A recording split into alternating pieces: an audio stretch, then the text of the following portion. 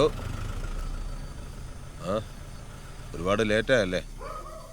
ഫിറോസ് ഉണ്ടാക്കും. ഇപ്പം നാളെ കാണാം. അല്ല സർ, സർ സ്റ്റേഷനിൽ വിളിച്ചിരുന്നു. 24 hours കൂടെ ഉണ്ടാവണമെന്ന് പറഞ്ഞു. Full time duty.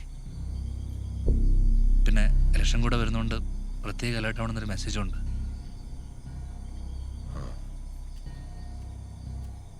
ആ ഫിറോസേ, ഓഫീസ് റൂമൊന്ന് സെറ്റ് ചെയ്തേക്ക്. ഇന്ന് തൊട്ട് ദാസും ഉണ്ടാവും. ആ ശരി. ഒരുപാട് തവണ ശത്രുക്കൾ ബോംബെറിഞ്ഞ ചരിത്രമുണ്ട് ഈ വീട്ടിന്. പേടിയുണ്ടാ? എന്നാ ചെല്ലേ.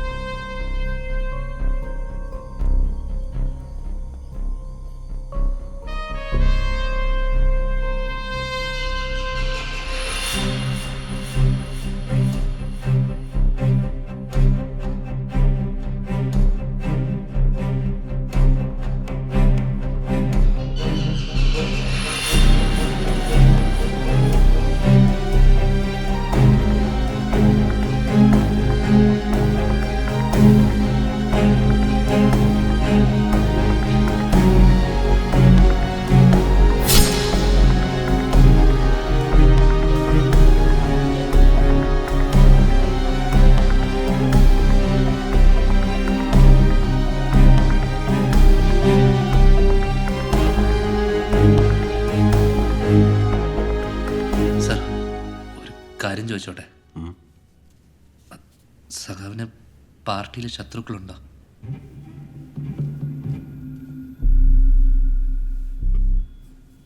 ഒരാളൊരു യഥാർത്ഥ സഖാവാകുന്നത് എപ്പോഴാന്ന് ദാസൻ അറിയൂ. അയാൾ അയാളുടെ ജീവിതത്തെക്കാൾ ഉപരി മറ്റൊരുവന്റെ കഷ്ടപ്പാടിനെ കുറിച്ച് ചിന്തിക്കുമ്പോഴാണ്, സഹായിക്കുമ്പോഴാണ്. അത്തരം സഖാക്കൾ ചേർന്നതാണ് ഈ പാർട്ടി. അതുകൊണ്ട് ഇത്തരം ചോദ്യങ്ങൾ ഞാൻ ഇഷ്ടപ്പെടുന്നില്ല ആരിൽ നിന്നും.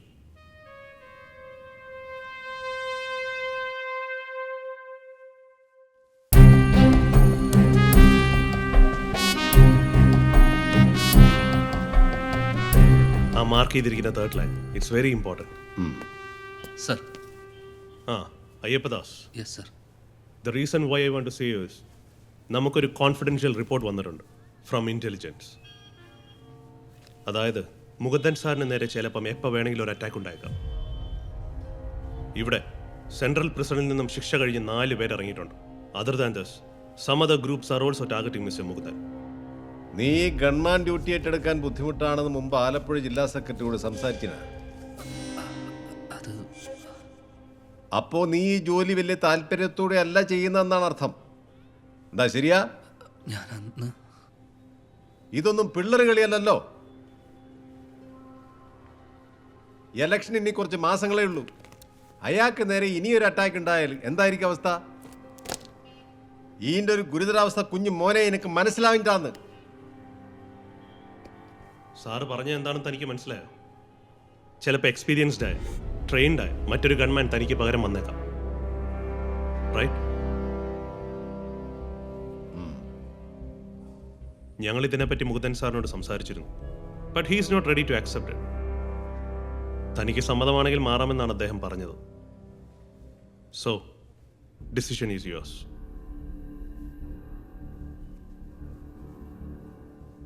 തിരിച്ച് നീ ക്യാമ്പിലേക്ക് പോകണമെന്നില്ല. സ്റ്റേഷൻ ഡ്യൂട്ടിയിലേക്ക് മാറാൻ പറ്റും. അതെല്ലാം പരിഗണിക്കാവുന്ന വിഷയമാണ്. എന്താന്ന്? ഓക്കെ, താനൊന്ന് ആലോചിക്കുക. See, you should not disclose this meeting with anyone. കോൺഫിഡൻഷ്യലായി വെച്ചാൽ മതി. You may go. സർ.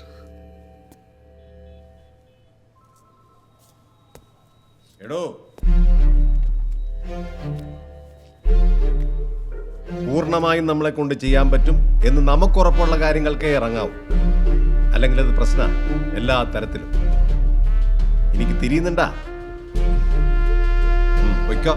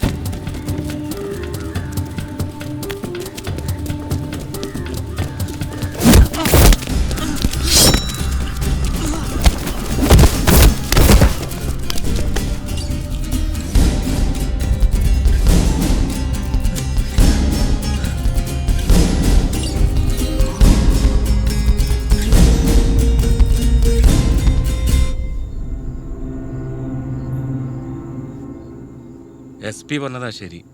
നീ എത്രയും പെട്ടെന്ന് പോയിക്കോ. ഈടെ എല്ലാവർക്കും പെരാന്ത. അത് തന്നെ ഭയ അവർക്കും വേണ്ടത്. ഞാൻ പോകണം. പകരം അയാൾ സെറ്റ് ചെയ്ത ആള് വരും. പിന്നെല്ലാം എളുപ്പമായില്ലേ? അതുകൊണ്ട് അവരെന്തെങ്കിലും ആയിക്കോട്ടെ. ഗോപിനാഥനെ പോലെ ഒരാള് രഘുസഖാവിനും കൊണ്ട് മുകുന്ദനെ തീർക്കാൻ നോക്കുമ്പോ നീ അവർക്കൊരു തടസ്സമാണോ? 10-35 കൊല്ലം ഒരുമിച്ച് കഴിഞ്ഞ ആൾക്കാരാ. ഈ രഘുവിനെ രാഷ്ട്രീയത്തിൽ കൊണ്ടുവന്ന ആളാക്കിയത് മുകുന്ദനാ. ഒരു കാലത്ത് വലം കയ്യേനു. പറഞ്ഞിട്ടെന്താ കാര്യം? എന്തെന്നാന്ന്? വിഭാഗീയത. കഷ്ടം. എന്നാ പിന്നെ ഇറങ്ങട്ടെ. എനിക്ക് ഒറ്റക്ക് പോകാൻ പേടിണ്ടാ? ഏയ്, സൂക്ഷിക്കണം. മുകുന്ദന്റെ ശത്രുക്കൾ മുഴുവൻ ഇന്റെ പിന്നാലെ ഉണ്ട്.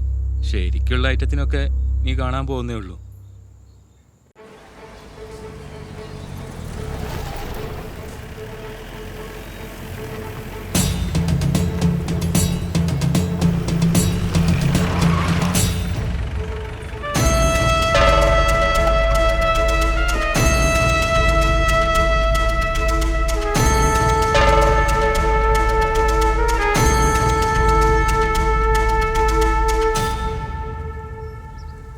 എന്തായടോ?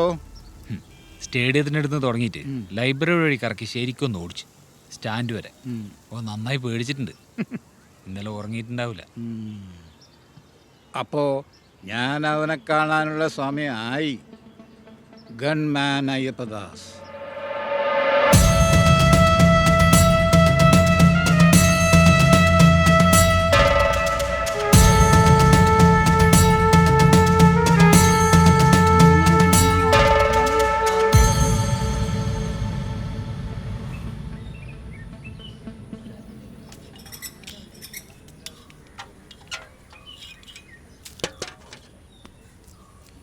കോളനിയിലെ ബാക്കി കിണറ്റിലും ഇതാണ് അവസ്ഥ. കണ്ണൂരിലെ ഏറ്റവും വലിയ പ്രശ്നമാണ് കിണറ്റിൽ മുടി കൊണ്ടേ ഇടുക. ഇനി കിണർ തേവാണ്ട് ആ വെള്ളമൊന്നും കൊള്ളൂല. പാവങ്ങൾ.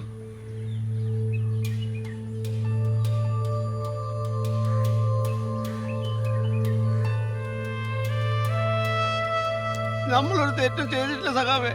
നമ്മളെ പശുക്കളെല്ലാവരും കൊന്നു. നമ്മളെ കുട്ടികളെ വണ്ടിയിലായിട്ട് തകർത്തു. ഇതിപ്പോ കുറെ ആയി ഈറ്റുകൾ ഇങ്ങനെ. എന്ത് ചെയ്യാനും പറ്റും സഖാവേ?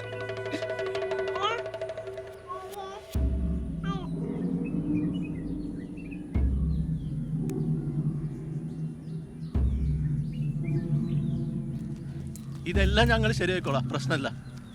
പക്ഷെ ഞങ്ങളെല്ലാവരും ഇങ്ങനെ കരയിപ്പിച്ചിട്ട് തിരിച്ചടിക്കാണ്ട് നിൽക്കരുത് സഖാവേ.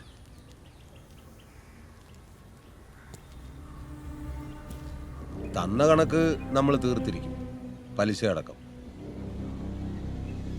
സങ്കടപ്പെടണ്ട, ഇതെന്റെ വാക്കാണ്.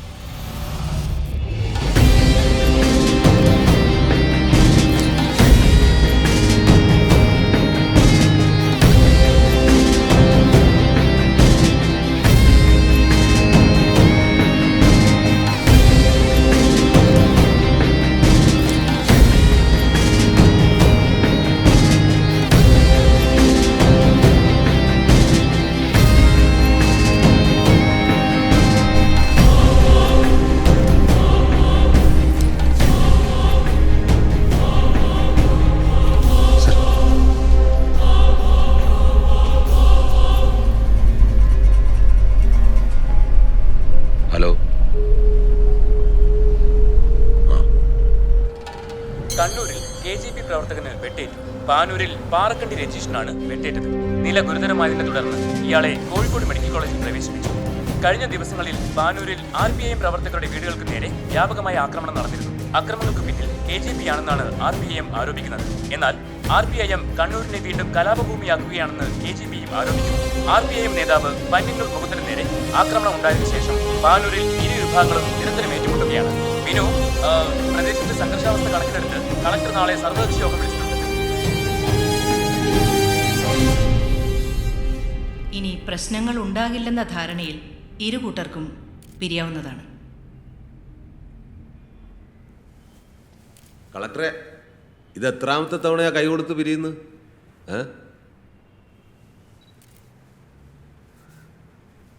ഈ സർവകക്ഷി യോഗം എന്ന പ്രഹസനം തുടങ്ങിയിട്ട് കുറേ കാലമായി. നഷ്ടം സാധാരണ ജനങ്ങൾക്കാണ്. അതുകൊണ്ട് പാലിക്കാൻ പറ്റാത്ത ഉറപ്പുകൾ ഇനി പരസ്പരം കൊടുക്കണ്ട. ഞങ്ങൾ മാത്രം ഉറപ്പ് കൊടുത്തതിനെ കൊണ്ട് കാര്യമായില്ലല്ലോ.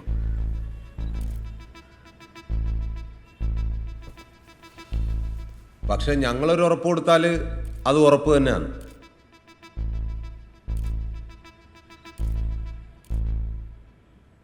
ഇപ്പൊ ഈ പ്രശ്നങ്ങളെല്ലാം തുടങ്ങി വെച്ചത് ആരാന്ന് ഇവിടെ എല്ലാവർക്കും അറിയാം. അതുകൊണ്ട് ഇനി ഇത് തുടരാനാണെങ്കിൽ മറുപടി ഇങ്ങനെ ആയിരിക്കില്ല. പേടിപ്പിക്കണ്ട, അത് തന്നെയാണ് അങ്ങോട്ടും പറയാനുള്ളത്.